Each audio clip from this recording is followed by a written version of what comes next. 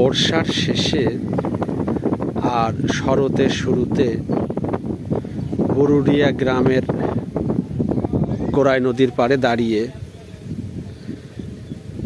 Video ধারণ করতেছি।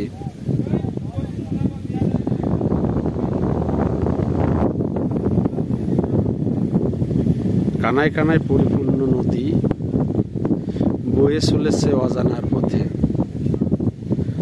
আর পরন্ত বিকালে এক টুকরো রৌদ্র, প্রকৃতি যে কি সুন্দর অপরূপ করে তুলেছে, এখানে এসে না দেখলে বোঝাতে পারবো না।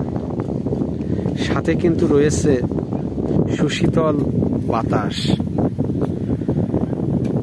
এখানে এসে একটু বসলে হাজার ক্লান্তি দূর হয়ে যায়।